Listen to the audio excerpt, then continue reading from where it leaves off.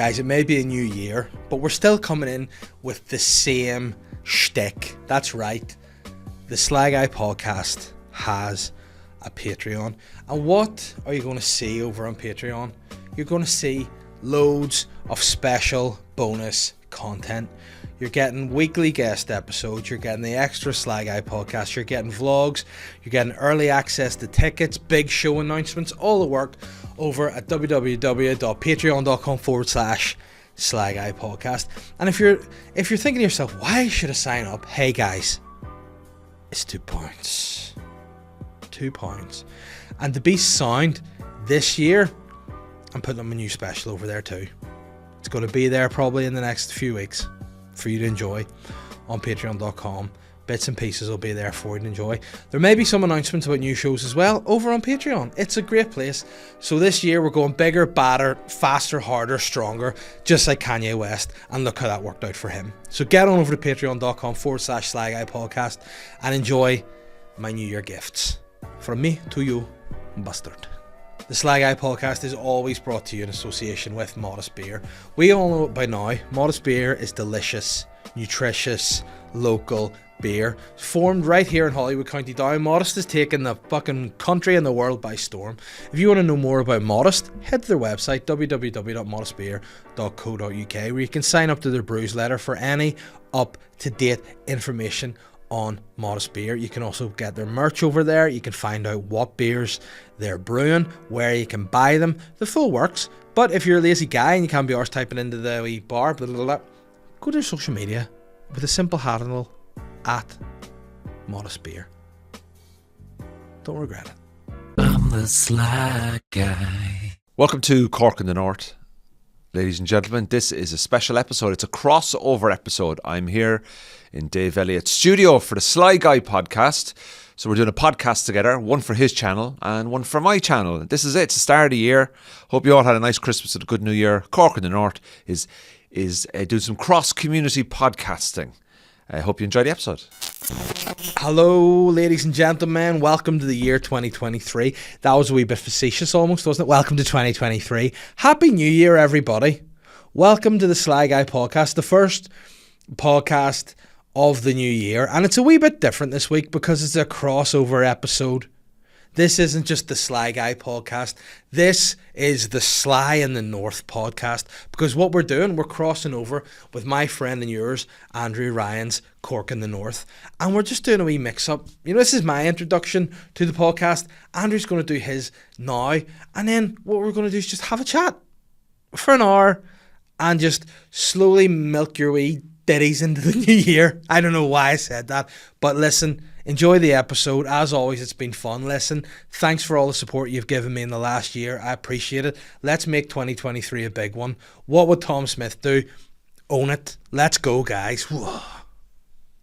So what are we going to call this? The Cork and the SLY GUY in the North? SLY in the North. SLY in the North. There we are. SLY in the North. SLY in the North. Which sounds like a documentary BBC and I would make with Sylvester Stallone. But and also a documentary where, the person they're making a documentary, they're trying to find someone because they're on the run. Yes.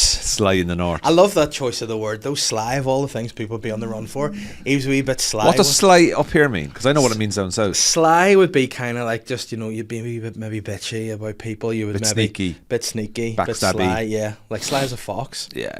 SLY is just a bit sneaky. Someone you couldn't trust. Which is I realised that after I named the podcast, because I'm a trustworthy guy, I like to think. But people are probably like, well, trustworthy guy. Today's the first day I've realised that you actually follow Arsenal. I never knew you followed Arsenal. Yeah.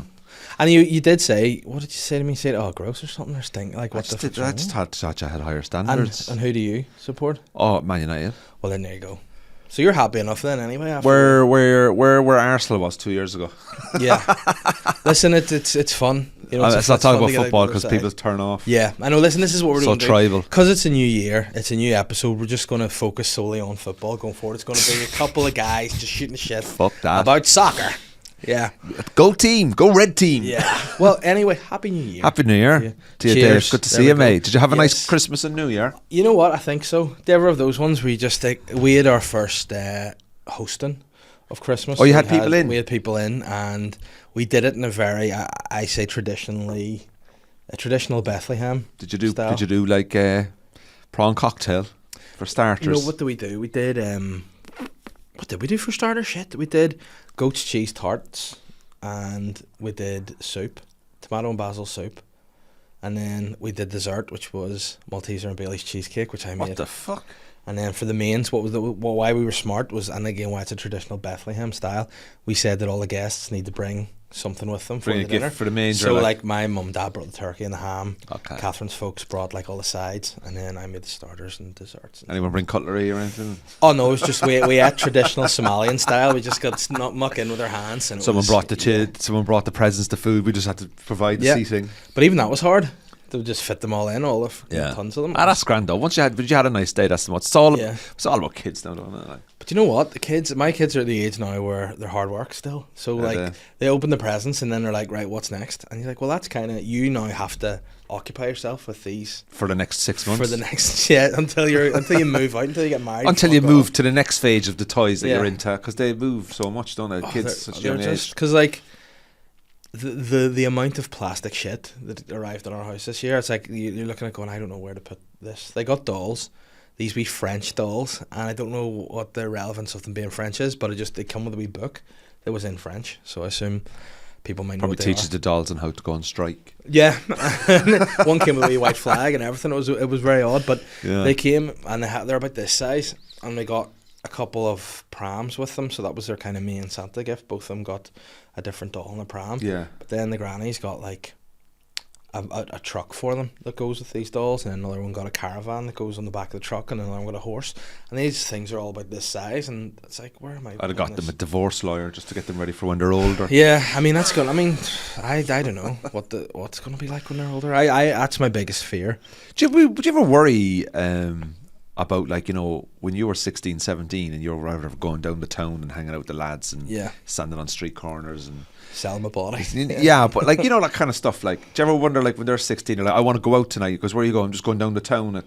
These things have absolutely no time, but they kind of have to do it, don't they? Yeah, I mean, I think as well, part of the growing up process. I think because they're girls too, I'm just more protective of them or something. Because you know what lads are like. And exactly, and I just hope the world is a better place, and I can't say it because it just keeps getting worse. It's fuck going to be a better place. It's getting worse. But it does, and like, you know what, people are getting worse. I hate to sound old, and I know some people are like, you're fucking ancient or whatever, but like, I remember watching the Terminator being like, that's wild. Yeah. Whereas now I watched the Terminator recently and was like, that's New Nerds on a Friday. Yeah, that's the way it is now. You know, like Skynet. That the computers are metaverse. Whoa. Yeah. You know, it's all scary. changing. Yeah. So, like, do you remember the movie Tom Cruise was in, Minority Report, where he predicted the crimes?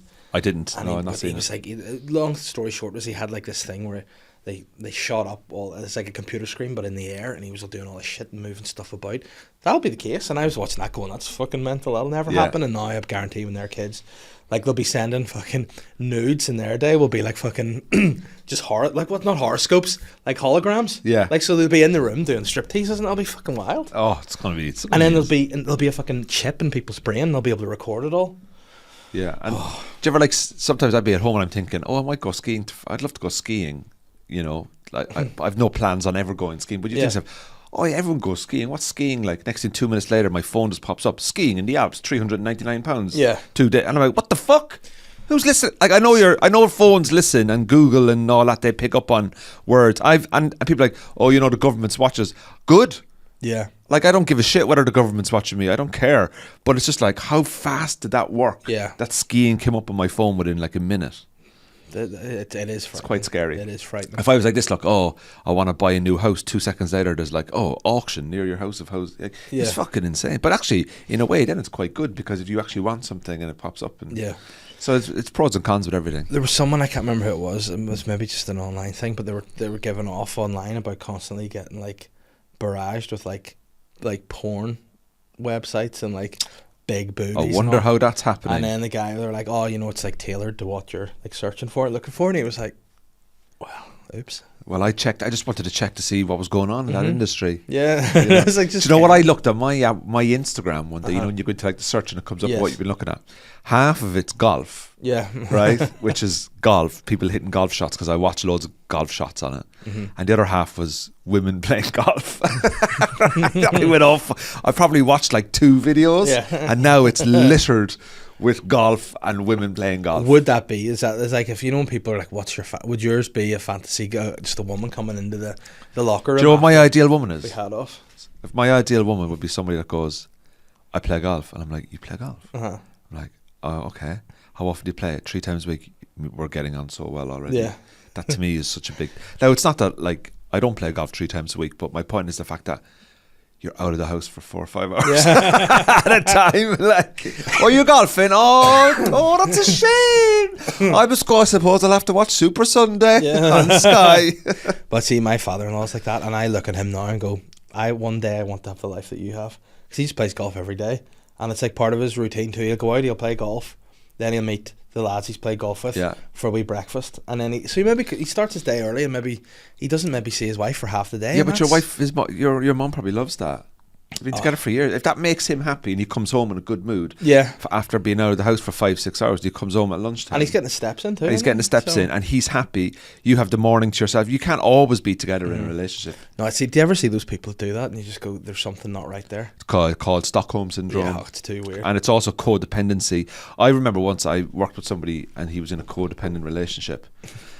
And did he openly discuss this, or did you discover? He told me, and he said, I've got to go and do this tonight, and I can only be out of the house for 2 hours. I was like, why do you have to be back? And he went, "No, it's just me and my partner. We can't be away from each other for too long." And I just went, ugh. How did you react to that? Did you sort of look at him and go, I didn't know what to say to him, and I actually said to him, I said, "Are you codependent on each other?" And he was like, "Yeah, I suppose we are, because that's all, this is, our life is just this." And I just went, "Oh, okay." And they were so like intertwined that they were never separated, and you were also a bit like, "This is unhealthy." Yeah, this is unhealthy. No, absolutely, because then one of them dies, boom, the next one's just, you can see that with older folk. Whenever like they've been married for like 60-70 years, one of them dies, the other one's like, right, bye, a month later. Like, look, the Queen, when old Philip popped his clogs. Well, 96 kind of gave that away. Yeah. I think the 96 years of age gave that one away. Yeah, but I mean, if she was 76, maybe. But I mean, she's got all the finest, drugs and reanimation. Oh yeah, technology at her. Like Prince Charles is what, King Charles now. He's what, 77, 76, 77. Yeah. So if he lives to say 87, 90. Because they say men die younger than women, don't they? So then you're looking at Prince William is going to be the king when he's like 50. So he'll probably do about 40 years. Yeah. So if you think about it, we'll never be alive to see another queen.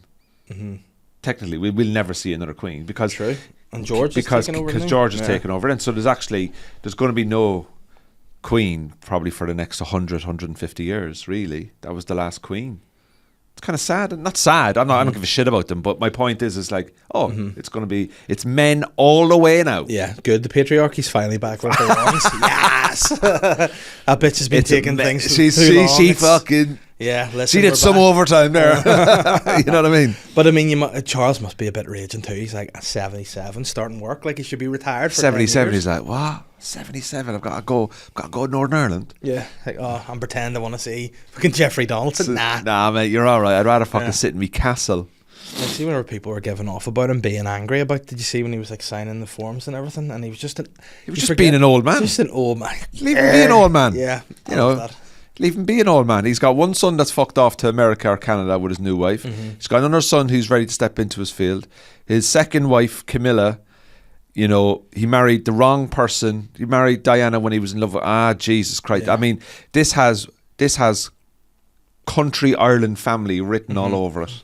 Like, this is literally every family. Yeah. Like, there's always... They say, oh, did you see so-and-so's, two brothers have fallen out? That's every family. Yeah. People fall out. Why is it such a big thing? Yeah, because I think the thing about it is what I kind of like in the beginning.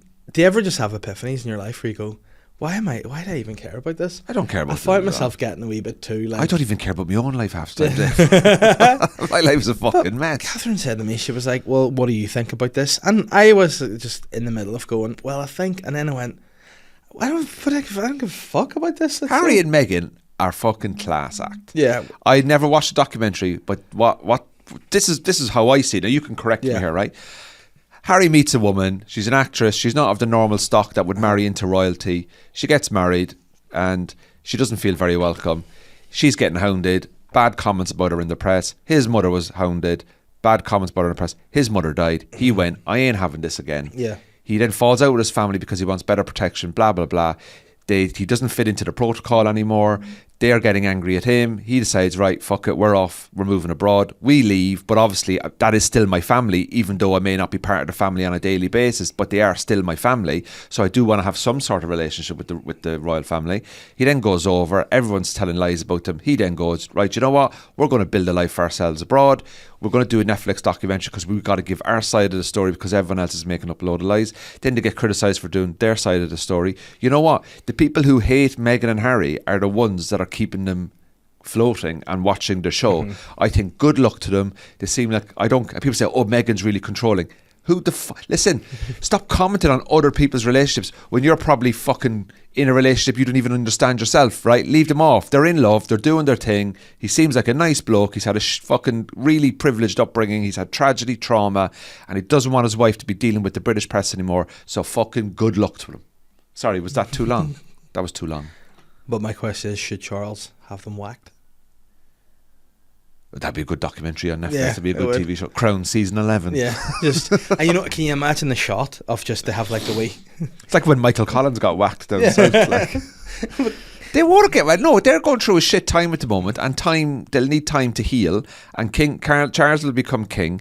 The country will settle down, and they'll start repairing relationships. And Harry's kids and William's kids, they're cousins. They'll want to get on, and they'll see. Get married, People don't realise what's going on behind the scenes. Just everyone needs to just leave them, just get on with their life.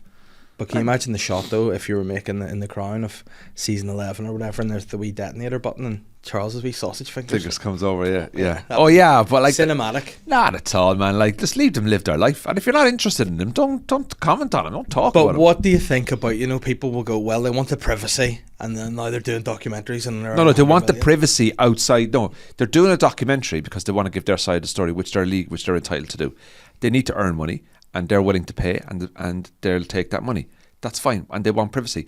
They want to be able to live their life and have some sort of they want privacy in terms of like they only want publicity for their work. They don't want publicity for what's going on in their house. There's a bit of a difference, isn't there? They should do a podcast. No, but like if Meghan was in London now, you know what the media in London are like. Yeah. In England are like. So she'd be doorstepped every 2 minutes, and but she wants to do a podcast, talk about issues of the world, women's issues, raising kids and all that. That will benefit other people. She wants to be out of the public eye in terms of the abuse and the stalking and all that. So she's entitled to have a profile, but she doesn't want to have a profile in the way that the British media want her to have a profile. But do you think a wee bit too, it's like if you see a wee fire, when if you put your finger in it, you're going to get burned? Yeah. But sure, like they're sitting in Canada and America, wherever they are, I don't even know where they are, but they're laughing. He's member of the royal family, so he'll always have some sort of protection. Yeah. He's got guaranteed income. Their box office in terms of a couple. They've got 2 kids. They're obviously madly, deeply in love. He's sick of do you know what? People out there go, oh, the royal family, they're privileged and all this. And he's gone, fuck this, I'm out of here. And then he's getting stick for it.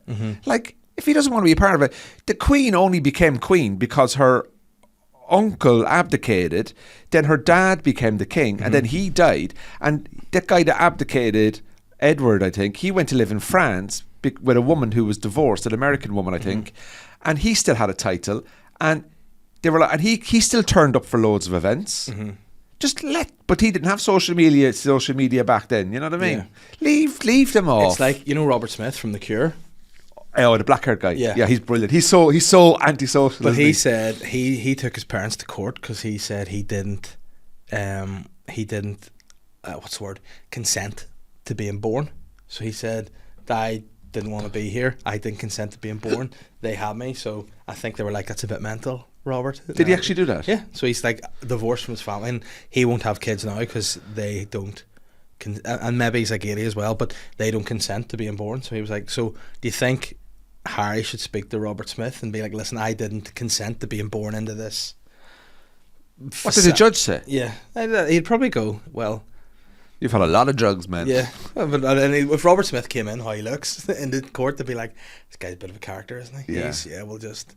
That's great. Let that I go. find that quite funny. Yeah, but I enjoy the idea. If you know, like lawyers and stuff, you come in and you're like, "Listen, I want you to fight this case," and the lawyer's going, "Yeah, fuck it, you should pay me." Oh, pay me, yeah. Let's Can you go, let's imagine? see. Can you imagine that? Can you imagine? Before he was born, Robert was very upset about being Yeah. told he was being born. When were you annoyed? When what point did What? it start? When he was in his dad's Conception. testicles? Yeah, well, I was in my dad's testicle. I was quite happy because they would all be mates. Yeah, There was about 5 million of us. and then he shot me out. And then he shot me out because he picked me, and I didn't ask to be picked.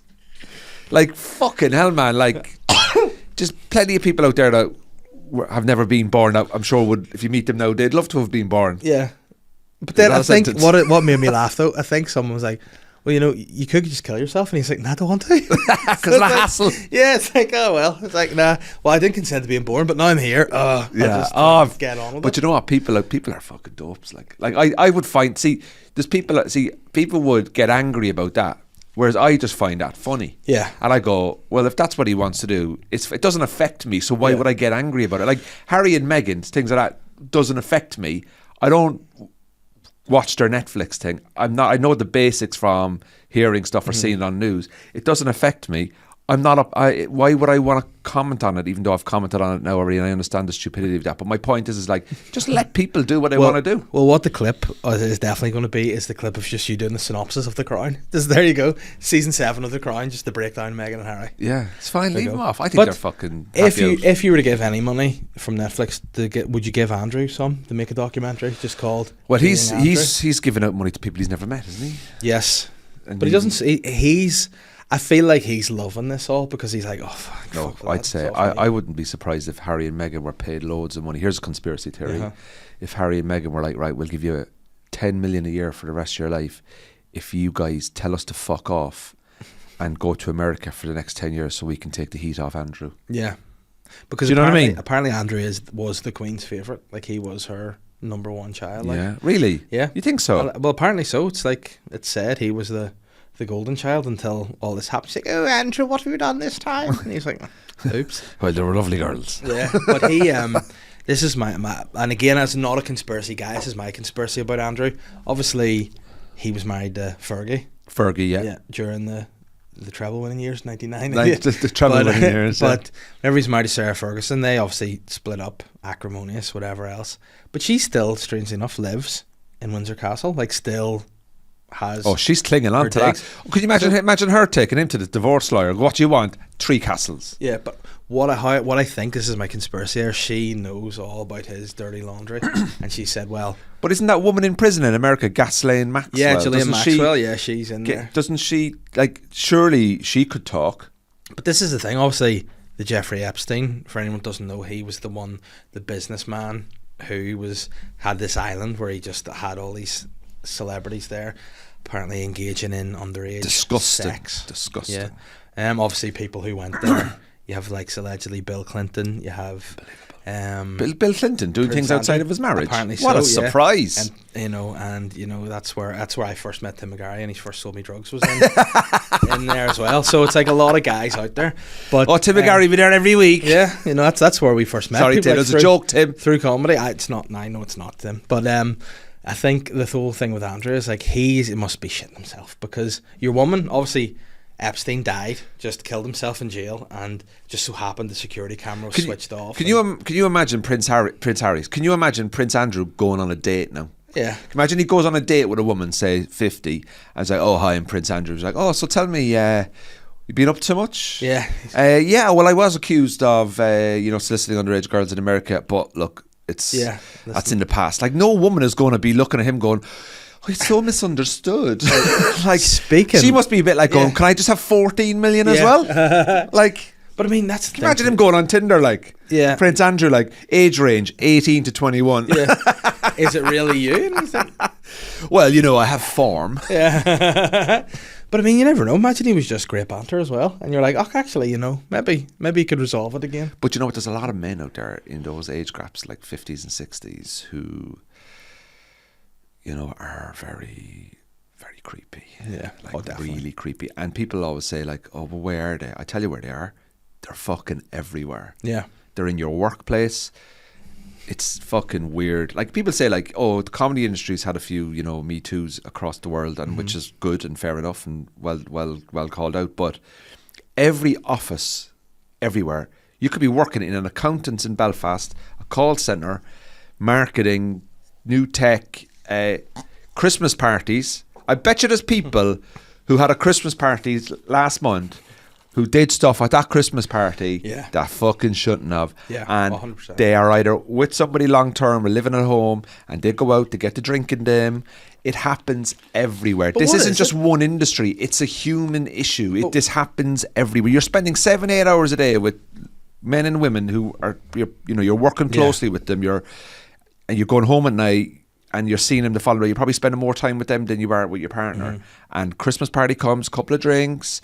Next thing you know, I saw this thing on BBC. It said 50% of people at the Christmas party kiss. I don't know if that was true, but It's wild. The Christmas, wild. I don't know what it is. There's about people Christmas out there parties. who are a lot of fucking stress over Christmas, worrying about going back to work on the 2nd and 3rd of January. I'm telling you. No, for sure. And you know what? You brought it on your fucking selves. You're a fucking disgrace. But speaking of disgraces and Me Too's and returning and coming back, I saw an article yesterday. Apparently, Bill Cosby is looking to go back on the stage in 2023, returning to stand up. Who's going to buy a ticket for that? Oh, I'll ignore the rapes, but I love the pullback and reveals and the punchlines. Like, come on. Yeah, but the thing is, there will be people, because again, I used to really like Louis C.K. stand up, and I don't anymore. And I think the thing, obviously, with what cancelled him, he never seemed to apologise or address it afterwards. It was like he just carried on, still very much like. He made a joke, didn't he? He's like, you guys, anything happened last year? I lost 200 million in a year. But anyway, so it's good to be back. Yeah. And I'm just like going, Yeah. Do you know what that is? That's arrogance. Yes. And that's also not being humble enough to go, hold my hands up. I have this weird kinky thing that I'd like, which is disgusting. And I understand. And yes, I may have abused my power in comedy with younger comics and being a bit of a world-renowned superstar, etc., etc., etc. And I didn't mean to make people feel uncomfortable. I apologise. Yeah. I have to earn a living, and I want to go back on stage. And I just hope that you can understand, like, from the bottom of my heart, that I apologise. And you know what? A lot of people would be like, okay, and it's up to people to decide then what they want to make out of that apology. And I just think he didn't do any of that. And there was no sort of, I'm not saying humanity, but there was no sort of like self-reflection and sort of say, yeah, you know what, I fucked up. And you know, I fucked up so many times in my life. I say I'm well able to say sorry. And I think being able to say sorry is a very important trait in a person. Yeah. You know, and also if he can't say that, it's a sort of like, oh, I'm just going to not comment on it, and eventually it will just like go away.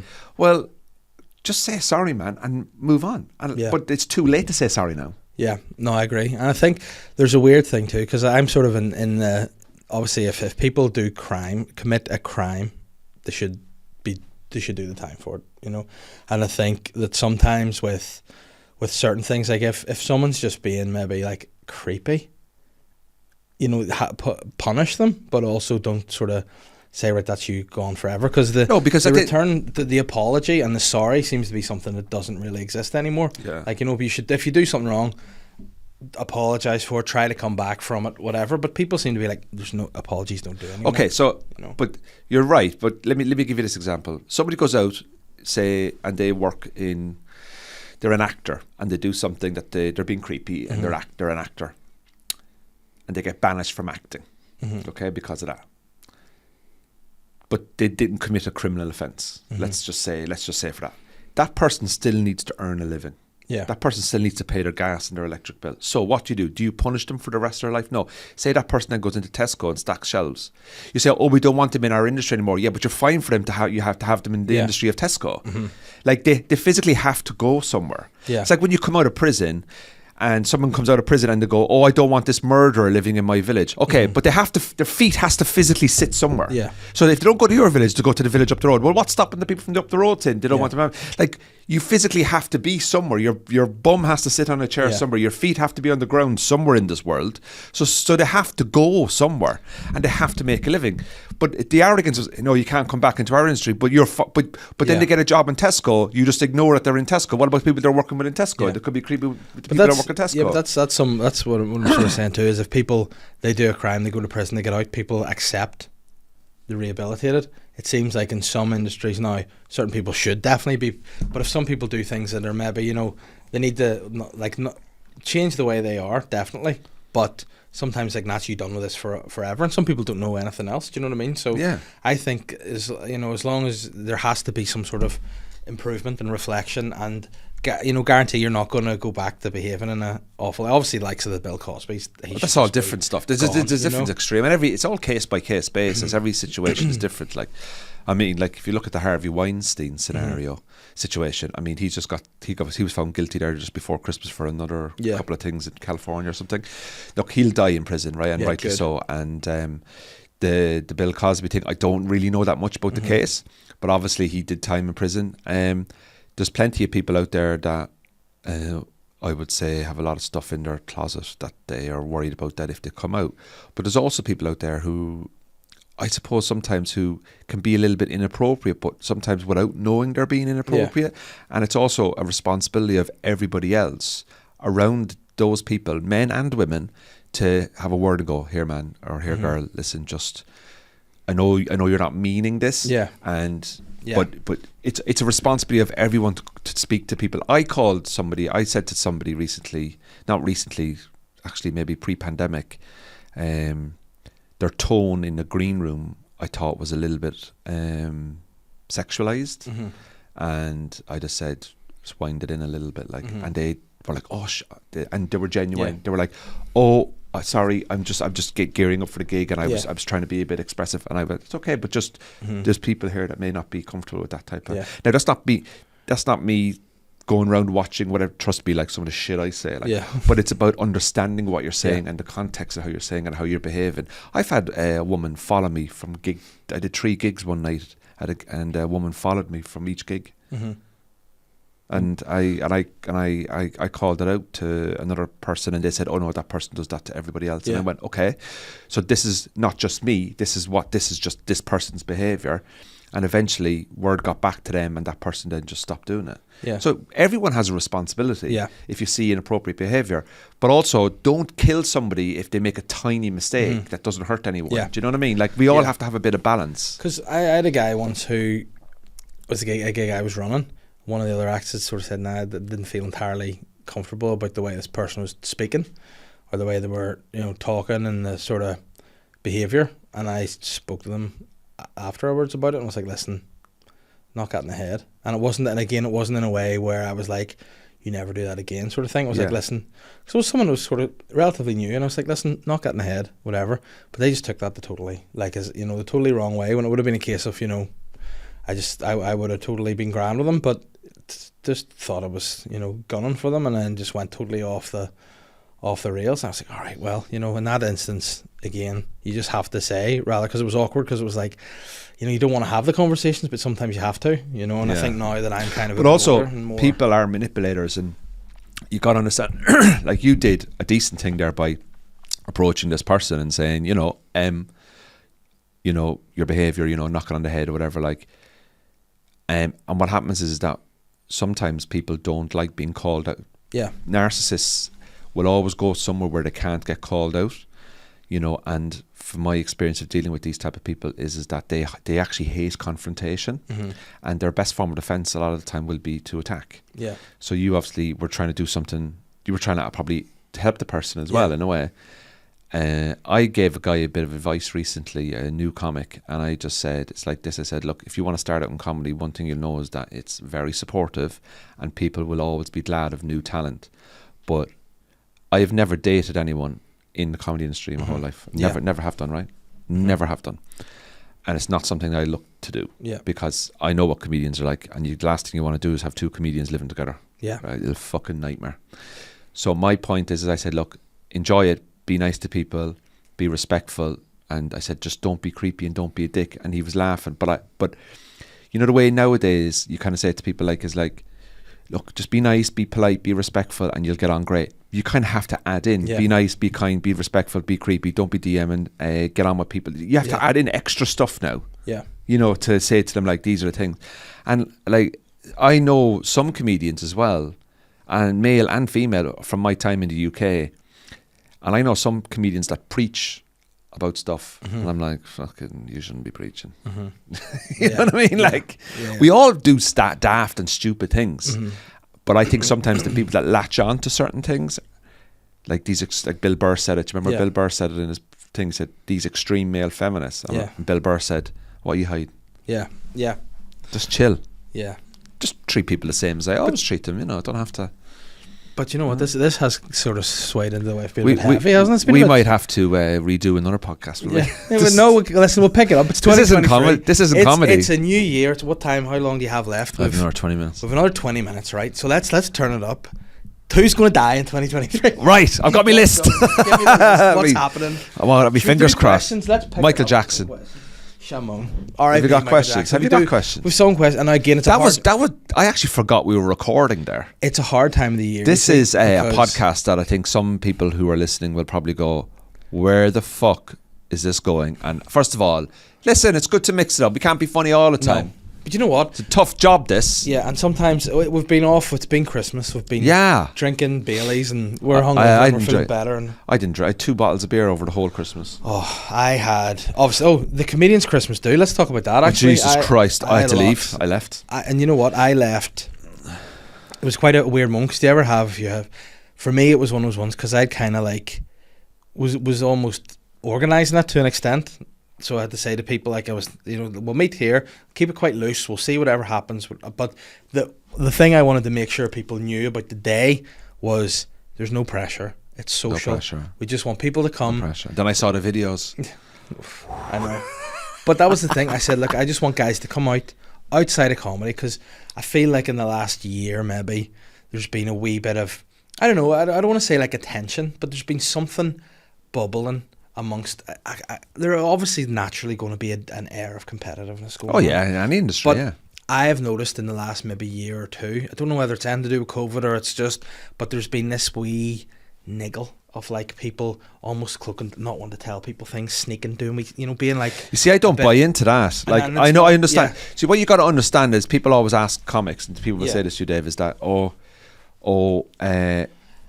everyone thinks that we're all in competition. Yeah. We're not. No. We are all uniquely different. So imagine a football team has 11 players on the pitch. Yeah. The striker up front needs the other 10 players to help him score goals. There's a defender at the back. We're all in different positions, and we're all getting better at different times, and we all started at different times. I need other comedians. You need other comedians. We're not in competition. What you do is you have a style, you have a way. People can like everyone. They can only like one. It's subjective. It's music. It's like music. We all don't like the same bands. But there is space and there is room for everybody. Now, some people may feel that other people are getting opportunities that they feel that they are being overlooked for. Why I haven't done Live at the Apollo yet. But anyway, that's another situation. But my point is that everything will work out for you the way it should. And I'm a firm believer in that. And I think comedians enjoy it. Just fucking enjoy it. I've sold out the Black Box in February. You know what? I sold it out before Christmas. It's the best Christmas present I got. Yeah. And it's not because... And so what if you sell out Ulster Hall or Shane Todd sells out the arena? Shane Todd sells out the arena, or Paddy or William or Diona or whatever. I'll be the first person to send them a message saying, I'm buzzing for you. Because you know what that does? That introduces people to more live comedy, who then will go on your podcast, Shane's podcast. They'll see you on it because you're on it all the time. They'll see me on it. They might want to nip over to look at my stuff. They might go, oh, I like this Andrew Ryan guy. Or someone else go, oh, I actually don't like that Andrew guy. That's totally fine. But the fact that it helps everyone. Yeah. And I think people, especially comedians, like, the only competition you're in is with yourself. Correct. So will you just fucking relax? And WWTD, what would Tom do? He'd look in the mirror and he would say, the only competition you have is just have. Everyone needs to chill, like. But that's what that was my point. And have you noticed that? Yeah. I'm a lot calmer. Well, I don't know. My podcast viewers will be like, Andrew's a little bit calmer at the moment. Well, Why do you think? Do you know that about me? I don't know. No, Well, we don't know. We know each other well, Yeah. but not. But you know what? You're someone who I feel that I have gained a good friend. Like we're off on a good basis. It started off, we did a podcast together. Over time, I'm like, I like Andrew. I like talking to you. I like just and it's good. And like because I've no axe to grind with anyone. And that was what my whole issue with this night was. I thought, we'll just invite, and if anyone wants to invite somebody else, work away. Brilliant. But take it away from a gig, because in the past we've done like Christmas dues and it's been at a gig, and then people are still wanting to do that. It's like, ignore that. Just, and you know what? It was a lot of fun. Now there came a point where I think I'm at the age now where I know enough's enough for me, and I've drank too much, and I just, in my head, you arrived at 2, it was about 2:15. Was about enough for you, was it? I was like, it should have been, but at the time I got later on in the day, I was just, in my head I was weighing it up. I was looking at where it was going. It's like, if I drink more, it's not gonna go anywhere better for me here. Nothing happens. Nothing good happens after 5 pints. No. So then I walked Tim out. Tim had come to join us for a couple later on, which was great to see him. And I walked him out, and as I was coming back in, I just looked in, and I could see a couple of fellas had the shirts off. I saw the videos. The music was playing, and I went, you know what? Now's the time. Now's the time to go. I'll just bounce out of here. It's not going. And then one of them ended up in A&E with 2 broken legs. 2 broken legs. What the fuck? I didn't have one drink. I had Coke or something.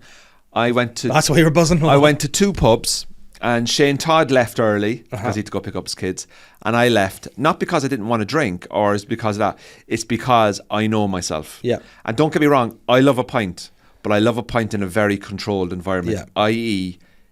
at 9 o'clock until about 11 or 12. If I start drinking at 3 o'clock in the afternoon, I'm telling you, Dave, I know myself, right? Yeah. I'm telling you, at 9 o'clock, there's either a good chance I'm arguing, I've disappeared, I'm on my own, sitting in a corner, miserable. I can't do it. 4 pints, good crack, and I go, you know what? It's now time to leave on a high. I've learned there's nothing good happens after 4 or 5 pints. Get your 4 or 5 pints in, get your crack in, and go, now's the time to go. So let's talk. What a night for you? Like, if you were to have, what would be the perfect evening for you? Do you know what? I had one recently. I went out in Belfast. I went to Muriel's. Yes. Right. Nice Walked bar. into Muriel's at about, say, 7:30, 8 o'clock.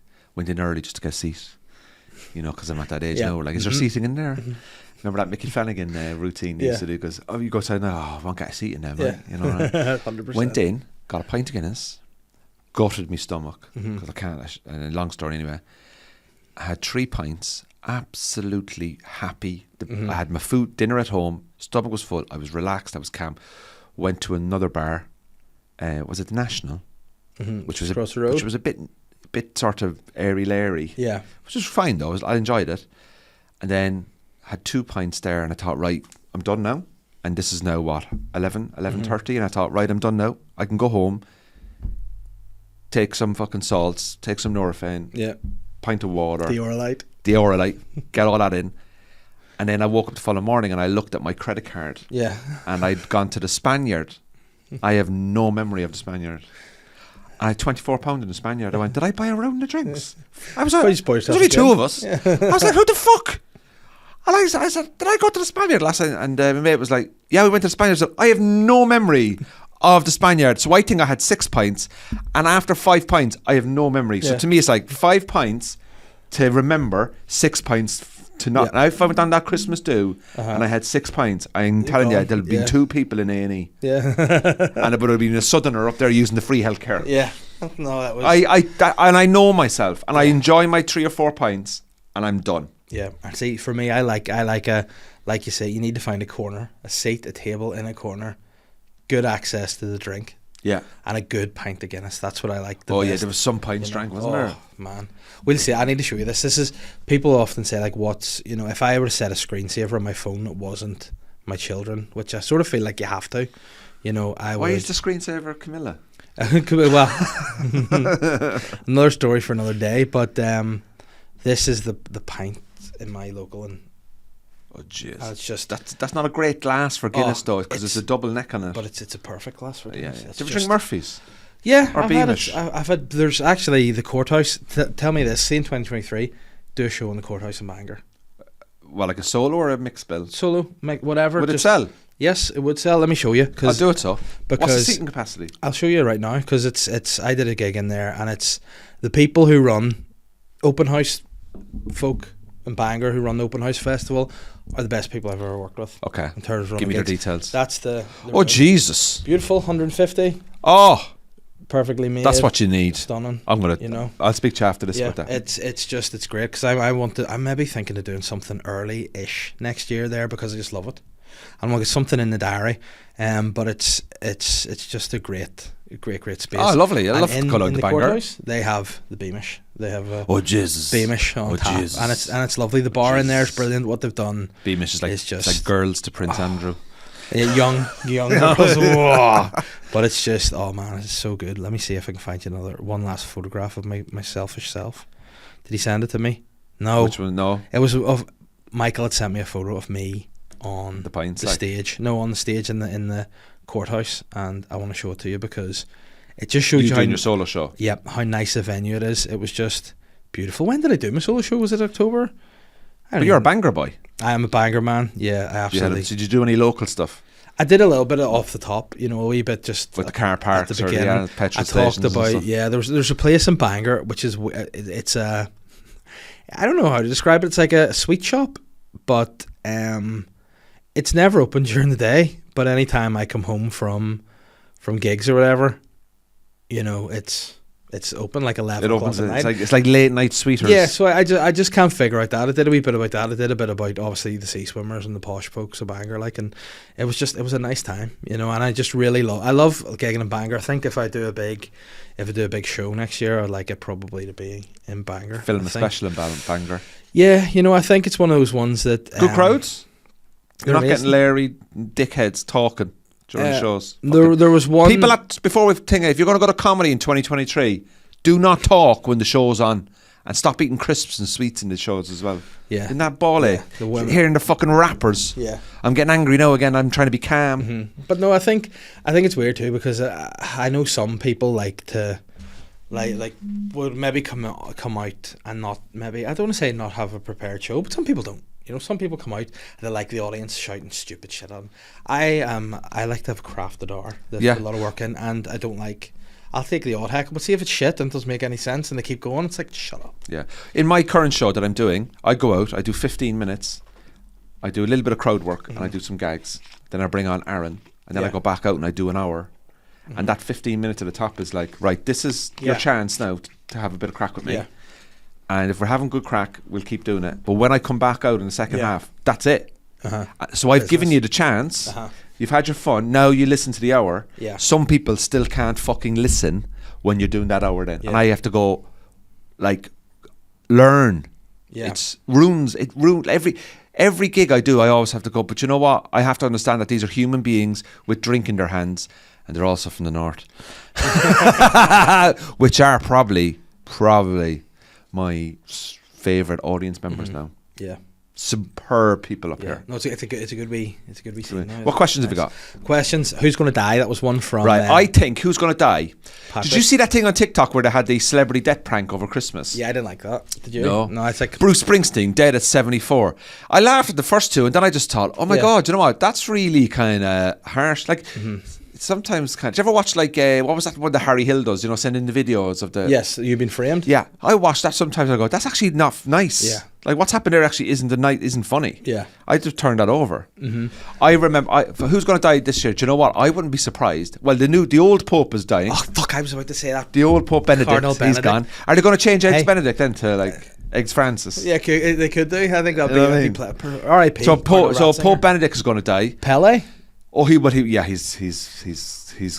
I'm saying, I called the Queen last year and Prince Philip the year before, Pele. so I'm a predictor. Look, all right, look, of Pele this. could have gone before this podcast has gone out because he is very, very ill. And you know what? Obviously a great man, did great things for world sport, and fair play to him, and God be good to him. And do you think Messi's better than him? I wouldn't have watched Pele. It's Who do different. you think the best ever is? Keane? Roy Keane? Is he No, your hero? no. It's different. Different players at different times give you different things in your life. So I follow Man United, and people say who's the best player? I said, look, I don't have one overall player. I would say one of the most influential players for me in my whole life of loving soccer is Eric Cantona, because he was the first sort of like, he got it. He was 5 years at United. He retired too early, but went brilliantly. Drama, arrogance, the Frenchness, Europeanness, and he brought up these young players together with him. But that was at a certain time. And then you move into a different time of your life, and certain people at different times of your life make different impacts. So it's very hard to say who is better, Ronaldo or Messi. Do you know what? You don't even have to ask that question. Just appreciate both of them. Just enjoy them both. Look at me being all fucking Switzerland and UN here. But who's going to die? Tell me more, people. Shocker. The Pope was going to die. I also think we always get a couple of shockers. I feel... Britney Spears. No. I think Elton John. Elton John? He's 77, isn't he? And he's going to stop touring, and I think maybe that the change in that might be unhappy for him. Yeah, I love Elton. I think his songs are brilliant. Yeah, I don't know. It's hard. I don't know. Who do you think? Remember 2016 when everyone died? Yeah, it was like Prince died and fucking Bowie died. Yeah, everyone died. Like I had to pull my car over. I'm a big Prince fan. Don't know if I've ever showed this in the podcast. Are you a big Prince fan? Yeah, he was phenomenal. Like have this on my phenomenal musician. Oh my god, look at that. Yeah, so that's exactly like my body. Yeah, that's actually my body with his head. But you know what? Like as a heterosexual male myself, you've got to appreciate the beauty of that man there, don't you? Look at that. So there you go. So that was up in my house until Catherine moved in, and she went, "You need to take that down." I was like, "Why's that?" And she's like, "It's just weird." I had another thing. Do you ever watch the film Ghostbusters? Yeah. You know, I went to the Ghostbusters fire station in New York in June. Oh, nice. And Ghostbusters 2, have you seen it? I've only seen one. Oh, man. I don't watch a lot of films. That. Oh, right. This is he's the main bad guy from Ghostbusters 2. Where did you get these? Figo the Carpathian. That was a Christmas present I got many years ago from my sister, actually. From your sister? My sister got me that, yeah. Big shout out to my sister. What's your sister's name? Fiona. Fiona. Hi, Fiona. Where's mine? So where's mine? Yeah, that's and while they're in the studio, I'm trying to find space to put them somewhere. I am desperately trying to get some print work for my house, and what I'm trying to do is I'm trying to get some print work. Cause you can have that. print. Oh, work. right, okay. I'm trying to get 3 things that are very important to me, and this is going to sound really boring to a lot of people, but just hear me out. The 1999 Champions League final, Man United Barcelona, Man United Bayern Munich in Barcelona is to this day one of the greatest days of my life. Now I've never had kids, right? So don't fucking at me. Listen, they're not better, right? They're not better. And Clive Tilsey, the commentator that night for ITV, has a thing where he sells his notes for that night. I think they're 50 quid on his website, and he sold 33,000 copies of them. Oh, wow. So his match notes of his commentary. So that's one thing I'm getting as one of the biggest. The second thing was Tiger Woods winning the 2019 US Masters. Was one of the most amazing things for me to ever seen. Now, people think, why is that? If you just look at his story and to reason why that was really, really important. And the third thing that never made me feel so exhilarating and so excited to be Irish and so proud to be Irish was the Irish performance in New Zealand in last year at the autumn series when we went to New Zealand. We beat New Zealand in the series for the first time ever down there. And just Irish rugby has given me so many amazing moments. So soccer, golf and rugby. Yeah. There's 3 best moments of my life. Nothing to do with family, nothing to do with kids. I'm like, because I get such fulfillment from sport, you know. Yeah. But how would you, like, I have 2 things on my bucket list that I want to do before I die.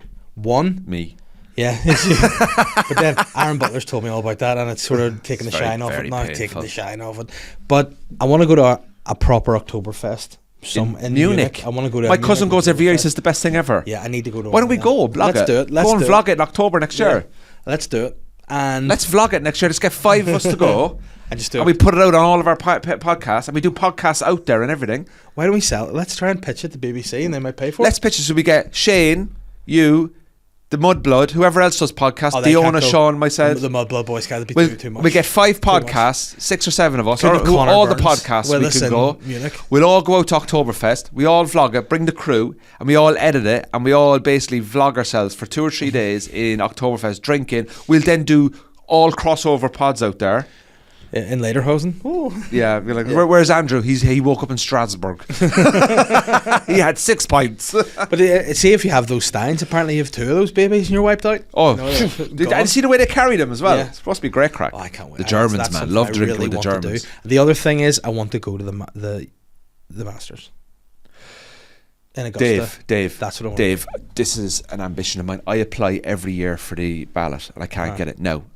We could start something here. Uh-huh. We could start something here. Okay. I recently did some work for the PGA. Okay. I know a guy who's the head commentator, Ian Carter, for BBC Golf. We could find a way for not 2023, maybe 2024 US Masters. Can somebody please, this is a plea, for £5 a month, you could help me and Dave get to the US Masters. Now, I will accept practice day, but I would like a Saturday on moving day. God forbid a Sunday. I'll take any day. Beggars can't be choosers. But if there's any way that we could maybe do co-commentary for BBC Northern Ireland Sport, let's do it. Dave, Cork in the North, SLY GUY podcast does the US Masters. We don't bring any women. Yeah. It's just the two of us. No, SLY in the North of the US Masters. SLY in the North of the US Masters. There must be some way somebody can help us to get us tickets to the US Masters. If anybody in the North that watches this podcast knows Rory McIlroy, Graham McDowell, Tom McGibbon, anyone involved in Darren top level, Clark. Olivia, Darren Clark, anyone, get us to the Masters. Honest to God, it is Faraday. It is Faraday. Come on. You know, Olivia McCaffrey, anyone that can get us there, please. Because that would be... Yeah, I will die a happy man if I can get to Augusta in Georgia. You know, they're the two things I think in my life that whenever I'm going to Pearly Gates, I want to not have in my regret slate. I want to be able to have been to Oktoberfest and gone and been to the... I've been to 3 British Opens. Yep. I've been to loads of golf competitions. I've never been to anything in America. I've no interest in... if I had Formula 1 tickets, I would trade that. Do you know what I mean? I've no interest in Formula 1, right? Same. I've done loads of Six Nations. I've been to Man United loads of times. I've seen Ireland soccer team play in the Euros. I'm going to the World Cup next year. No tickets. I'm going to go to watch the Rugby World Cup in France and the US Masters. And do you know what? I've no interest in tennis, so if I got tickets for that, I would give them away. But my point is, the US Masters, there must be something we can do. Can I show you something too that I used to do? We haven't done it as much anymore because of getting old and things. But we had a tradition that it was the Sunday before. In fact, the Sunday at the Masters is like Christmas Day for me. It was the Monday after the Masters. We did a thing called the Drinking Masters, which was we've got a group and everything for it. So there's a wee logo that we have. Brilliant. Oh, so, yeah. So we got the Drinking Masters. Put that up on the thing. And yeah, I'll pop it up here. But we did a thing where we play Tiger Woods golf. Yeah. And everybody. So each year, throughout the years, we have the coveted green t-shirt. Oh, the green shirt. So the green shirt. Yeah. And you swap over the years. Whoever wins gets the.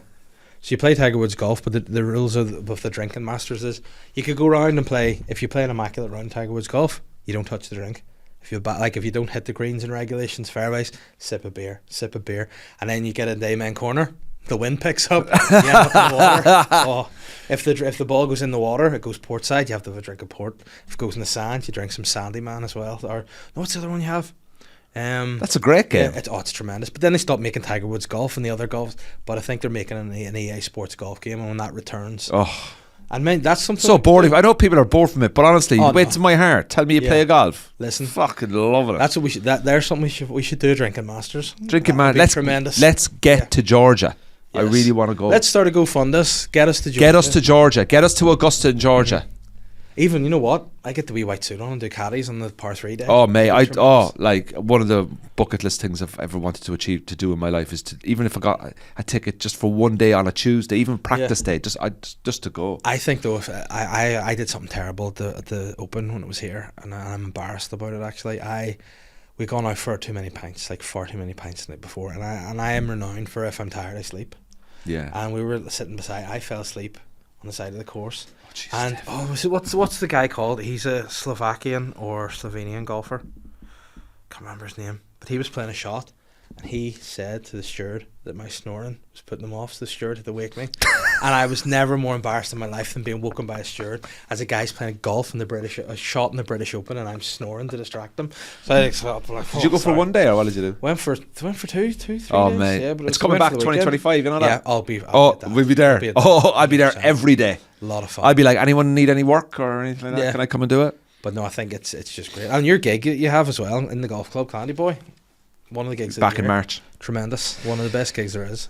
Really nice to do the podcast Yes, with you, Dave. it was Lovely good crossover fun. between Cork and the North. Very different for this type of week. Aaron will be back. I don't know where he is. He's probably knee deep in himself. I don't know what he's Elbow doing. deep. But yeah, this was an interesting one. Just a kind of it's very serious. You know one. what? It's sometimes fun to just have a chat. Yeah. So if you're putting on the comments like fucking boring, do one. Yeah, fuck off. Sign up to the Patreon, please, for extra episodes on the Cork and the North podcast. And 2023, you know what it's all about? Telling people in the comments to fuck off. And So also you go, getting tickets to the US Masters. yeah, Please let us listen, know if you've got any contacts. Let's start it online. Tag can us. do it. Come on. PGA, Rory, everybody. Come on, let's get us to the G-Mac, US Graham, Masters. come on, let us in. Let us in. We'll drink cold beers with you. It'll be the work. See ya. I'm the sly guy.